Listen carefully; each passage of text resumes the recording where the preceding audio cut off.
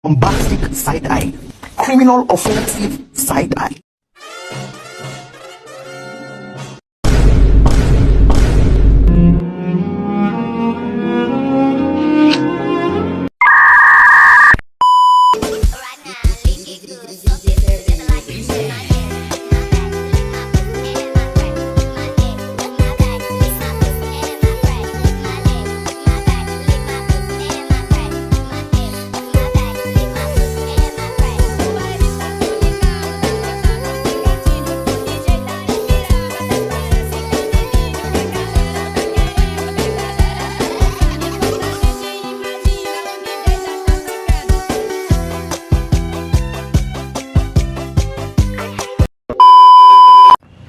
Assalamualaikum warahmatullahi wabarakatuh.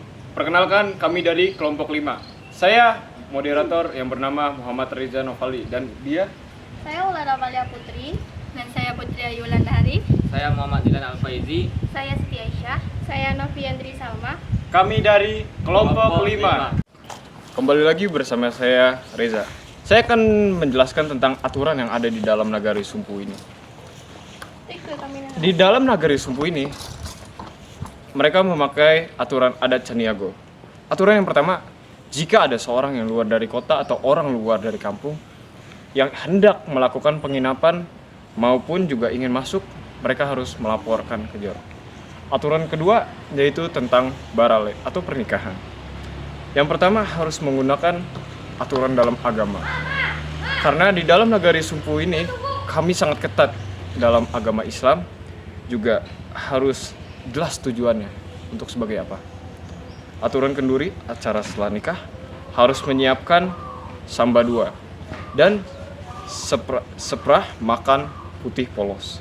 Dalam barale harus tepat waktu. Jika tidak tepat waktu, maka barale itu akan tidak jadi atau bubar. Selanjutnya, Yang ketiga, aturan perempuan. Dari jam 4 sore, baik perempuan maupun laki-laki sudah pulang setelah itu jam 5. Perempuan dan laki-laki sudah ada di surau. Untuk pakaian perempuan, yaitu baju kurung, basiba. Jika menggunakan pakaian ketat, maka akan diasingkan. Selanjutnya, Keempat, aturan rumah gadang di Sumpu, yaitu saat masuk rumah gadang, lantai tidak berbunyi dan awal masuk berawal dari ujung jari. Contohnya,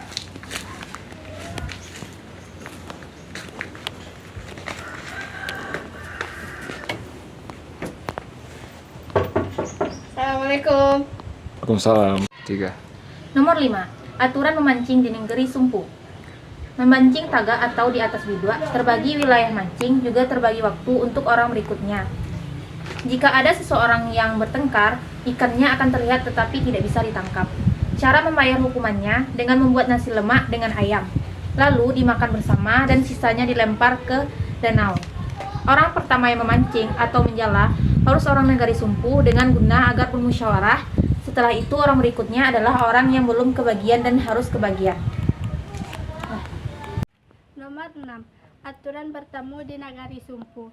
Aturan bertemu di Nagari Sumpu, laki-laki tidak boleh bertemu perempuan. Begitu juga sebaliknya. Akan tetapi setelah itu, jika seseorang laki-laki sendiri, perempuan lebih banyak, maka tidak ada dipermasalahkan. Jika nilainya sama atau 3 laki-laki 3 perempuan, maka akan disisihkan. Aturan yang ketujuh adalah aturan remaja atau pemuda di Nagari Sumpu. Jika remaja ketawa meminum minuman keras atau mabuk-mabukan, akan ditegur minyak mama. Dan jika mereka ketahuan pacaran atau berzina, juga akan ditegur oleh minyak mama. Dan aturan yang terakhir adalah aturan berpadi, yaitu kita harus berbagi separuh-separuh.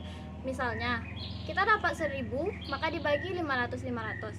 Setelah itu, jika seseorang pemilik padi menyerahkan padinya ke penjaga padi, lalu ketahuan mencuri atau mengambil untung dan mengambil hasil, akan dikucilkan sampai mati. Assalamualaikum warahmatullahi wabarakatuh.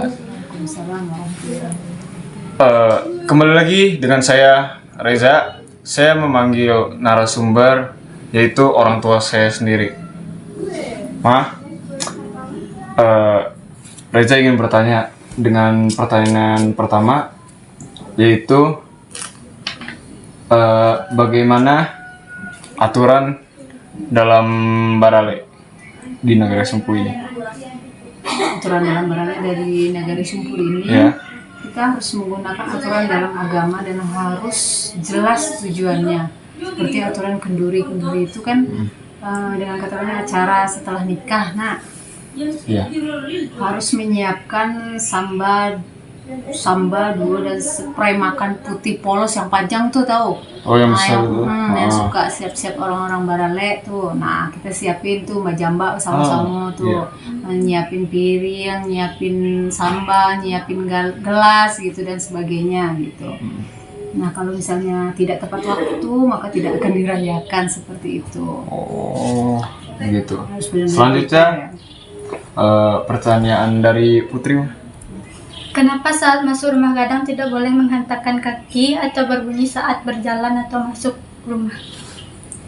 Kalau rumah gadang itu kan terkenalnya dengan kayu ya, ataupun papan ya. Nah, kita bisa membedakan yang mana yang tembok pun kita bisa bedakan. Kalau kita misalnya kita berjalan di tembok, itu kan nggak berbunyi, biarpun kita mendetang. Kalau kayu itu pastinya bunyi. Dengan cara adat Minang pun bukan cara seperti itu, dinilai akan kasar bunyinya. Ini orang marah atau seperti itu kan. Kayu pun akan bunyi kan kalau kita berdentang. Tanda-tandanya ini orang marah atau lagi bagaimana. Jadi kita terkenal dengan adat, yaitu etika sopan santun dalam kita berjalan, apapun dinilai gitu. Selanjutnya, pertanyaan dari Gula. Menurut Ete, kapan waktunya perempuan memakai baju basiba atau baju kurung? Kalau baju basiba yang Ete ketahui itu di saat dulu ya, masih dalam adat istiadatnya kita Barale dan sebagainya. Kalau sekarang udah lebih modern, dia terkenal dengan pakai baju kurung yang seperti Ete pakai seperti sekarang ini, rok sama baju. Seperti ini ya guys ya. Gitu. Pertanyaan selanjutnya ada di Aisyah. Menurut Ete, bagaimana jika remaja atau pemuda di Nagari Sumpur melakukan hal yang seperti zina atau mabuk-mabukan, apa hukumnya? Kalau masalah itu benar ya, kalau misalnya ada yang mabuk-mabukan atau pacaran atau zina itu akan dimarahin sama nenek mama kita dulu gitu loh. Jadi seperti apa hukumannya? Dimana? Apakah ditebur atau? Akan dimarahin Kalau dimarahin kayaknya langsung ke intinya gitu. Kalau ditegur kayak gak usah kayak gitu. kalau di sini hanya ditegur tuh. Oh, berarti di sini hanya sekedar teguran saja gitu. Enggak begitu sih. Yang mama tahu orang ketahuan berzina itu udah diarak kalau orang kampung mah. Udah diarak. Iya diarak itu, makanya ini beda ya. Kalau masih adatnya orang lama, diarak, dikawinin, intinya gitu. Tanggung jawab, harus bertanggung jawab bagi yang laki-lakinya dan perempuannya sama gitu, diarak gitu ya, sama dimanapun gitu loh. Oh, kalau menurut Mama sekarang itu berlaku gak Mas? Soalnya kan banyak nih kejadian yang kayak gitu. Ya, kalau prianya memang dari perempuannya, ibunya, keluarganya pasti akan menuntut, ya mungkin akan terjadi hal seperti itu gitu. Beda halnya kalau masih sekolah ya, itu mungkin masih menunggu halnya cowoknya tamat dulu atau bagaimana, ya sama-sama lah saling berkomunikasi kedua belah pihak lah, bagaimana maunya bagaimana gitu kan, laki-laki antara pihak laki-laki dan pihak perempuan gitu. Oh, menurut Alwi ya itu suatu hal yang haram gitu kan. Jadi mungkin itu saja mah pertanyaan dari kami.